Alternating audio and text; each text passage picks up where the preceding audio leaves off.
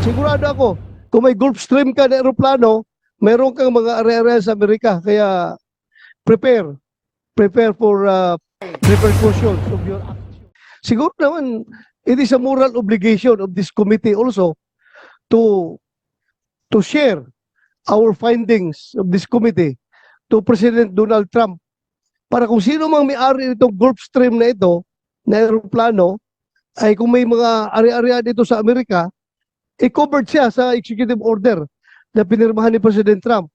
So kung sino mang may-ari ng aeroplano na yan, mananagot siya kay President Trump. Ang mahiwagang kaso ng aircraft no. Naging sentro ng intriga ang RPC 5219, lalo na sa paggamit nito sa pagdadala ng dalawang pangulo ng Pilipinas. Ngayon, unti-unti na itong nahuhulog. Ang Pacific Pearl Airways, na orihinal na itinatag noong 2006, ay isang airline na nakabase sa Subic Bay International Airport na may punong tanggapan nito sa Makati City. Ang kumpanya ng eroplano ay pinangunahan ni Elijah Jimenez, Chairman, at Christopher Mil Jimenez, President at CEO. Sa kasamaang palad, ang Pacific Pearl Airways ay huminto sa operasyon noong 2015.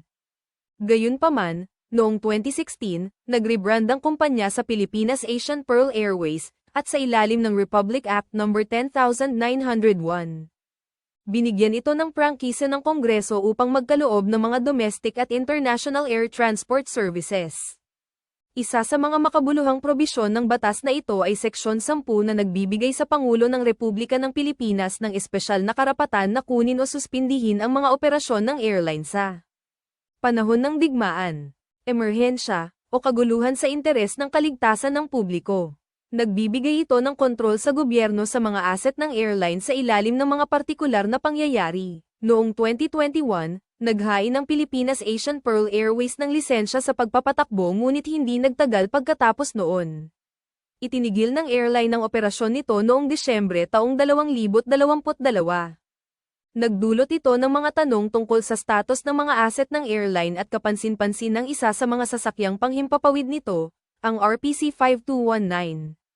Na ilang beses nang ginamit sa opisyal na kapasidad ni Pangulong Bongbong Marcos, ay nananatili sa spotlight.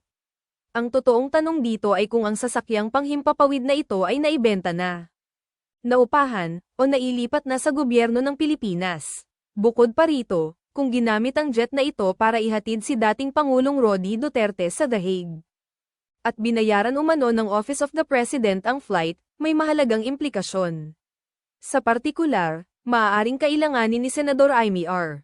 Marcos na ipatawag ang mga ahensya tulad ng Commission on Audit, COA, o Anti-Money Laundering Council, AMLC, upang bigyang liwanag ang mga transaksyong pinansyal na kinasasangkutan ng chartered flight.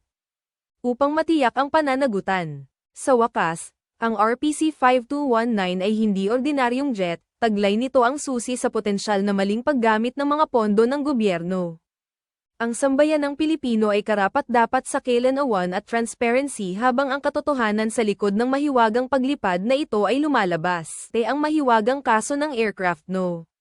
Naging sentro ng intriga ang RPC 5219, lalo na sa paggamit nito sa pagdadala ng dalawang pangulo ng Pilipinas.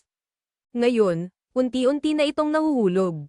Ang Pacific Pearl Airways, na orihinal na itinatag noong 2006, ay isang airline na nakabase sa Subic Bay International Airport na may punong tanggapan nito sa Makati City. Ang kumpanya ng eroplano ay pinangunahan ni Elijah Jimenez, Chairman, at Christopher Mil Jimenez, President at CEO. Sa kasamaang palad, ang Pacific Pearl Airways ay huminto sa operasyon noong 2015. Gayunpaman, noong 2016, nag-rebrand ang kumpanya sa Pilipinas Asian Pearl Airways, at sa ilalim ng Republic Act No. 10,901. Binigyan ito ng prangkisa ng Kongreso upang magkaloob ng mga domestic at international air transport services. Isa sa mga makabuluhang probisyon ng batas na ito ay Seksyon 10 na nagbibigay sa Pangulo ng Republika ng Pilipinas ng espesyal na karapatan na kunin o suspindihin ang mga operasyon ng airline sa panahon ng digmaan, emerhensya, o kaguluhan sa interes ng kaligtasan ng publiko. Nagbibigay ito ng kontrol sa gobyerno sa mga asset ng airline sa ilalim ng mga partikular na pangyayari. Noong 2021, Naghain ng Pilipinas Asian Pearl Airways ng lisensya sa pagpapatakbo ngunit hindi nagtagal pagkatapos noon. Itinigil ng airline ang operasyon nito noong Disyembre taong 2022. Nagdulot ito ng mga tanong tungkol sa status ng mga asset ng airline at kapansin-pansin ng isa sa mga sasakyang panghimpapawid nito, ang RPC 5219. Na ilang beses nang ginamit sa opisyal na kapasidad ni Pangulong Bongbong Marcos, ay nananatili sa spotlight. Ang totoong tanong dito ay kung ang sasakyang panghimpapawid na ito ay naibenta na, naupahan, o nailipat na sa gobyerno ng Pilipinas. Bukod pa rito, kung ginamit ang jet na ito para ihatid si dating Pangulong Roddy Duterte sa The Hague, at binayaran umano ng Office of the President ang flight, may mahalagang implikasyon. Sa partikular, maaaring kailanganin ni Senador Amy R. Marcos na ipatawag ang mga ahensya tulad ng Commission on Audit, COA, o Anti-Money Laundering Council, AMLC, upang bigyang liwanag ang mga transaksyong pinansyal na kinasasangkutan ng chartered flight. Upang matiyak ang pananagutan. Sa wakas, ang RPC 5219 ay hindi ordinaryong jet, taglay nito ang susi sa potensyal na maling paggamit ng mga pondo ng gobyerno.